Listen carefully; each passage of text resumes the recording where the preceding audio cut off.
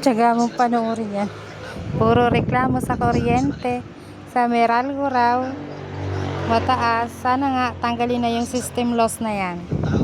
Dahil kami ang nagsasuffer na mahihirap. Kami na nga yung nangangailangan. Kami pa yung kailangan magbigay. Dapat kami naman yung pagbigyan. Pero na nga lang ang gamit namin. Wala namang kaming aircon. Oh. Mukha ba kaming may aircon? Para magbayad kami sa kuryente ng malaki. Naka-open na nga araw-araw yung aming pintuan, tindahan. Yan lang ang aming gamit, isang rep. Tapos electric pa na walang taklob. Tapos yan lang, isang bombilya sa tindahan. Ayan lang ang bombilya sa kusina. Tingnan nyo, yun ang pansinin yung sabit ko sa bubong. O tapos magbabayad kami ng napakalaking bill sa kuryente. Asan kaya ang hustisya nun? Mababan kaya ako? Sana naman ay wag. Pakiusap lang naman namin sa Meralco, sa may kanya ng Meralco. Babaan nyo naman kasi nagbabayad naman kami ng maayos. Maging fair naman kayo sa tulad namin. Naghahanap buhay lang kami ng maayos. Yan lang naman ang hanap buhay namin. Wala kaming trabaho. Napakaliit na tindahan. Tapos yung kinikita namin sa araw-araw na dito sa tindahan, kakain pa kami, magbabayad pa kami ng bahay. Tapos yung kuryente, kumakain kami ng 4,000. Imagine nyo, ano kaya yun? Diyos ko po. Ay, mali. Naka-post.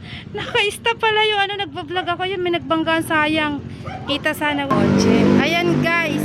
Naka-post pala yung ko nakita. Ayan, may nagbanggaan dyan, oh. Napakahapon na. Pero, tirik pang araw. Bangga, no, kotse. Oh, traffic na naman dito sa amin. Ay, grabe. Para silang red. Diyos ko, ayan. Nung nangyari, nagbablog ako sa loob. May biglang naglagabog. Yung pala, banggaan na naman. Sus Mariosep. Wala naman siguro nasaktan. Ganyan lang. Wala. Grabe, oh. Ayan. Anong nangyari?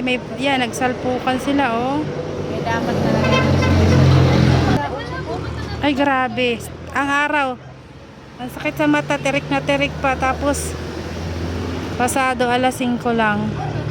Nagkaroon na naman. Diyos ko po, ano na kayo nangyari?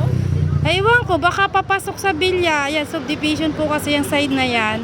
Siguro mabilisan ang takbo niya. Tinalam ang nangyari. Para red naman sila. Sayang yung isa, maganda pa yung pagkasasakyan niya. Ay, grabe. Wasak yata. Ano ba yan? Alin po ba ang mabilis yan? Yung papunta dito? Liliko siguro to ng bilya oh. Yan kasi subdivision. Kaya nga, oh. Sayang, oh. Ganda pa naman ng isang kotse, oh. Bago pa. So, ang dami nag-uusyoso ng tao. Paras pa namang red. Kaya nga po, dito kasi takaw aksidente talaga sa lugar na to, eh. Malimit motor. Minsan gawa sa aso. Ngayon naman, tanyo. 5:00 pa lang pasado nito nangyari na aksidente. Kaya ingat po tayo. Mamaya-maya may pulis na darating na dyan. Alamin na kung sino may kasalanan. Ba't nangyari yan? So guys, ingat-ingat po. Thanks.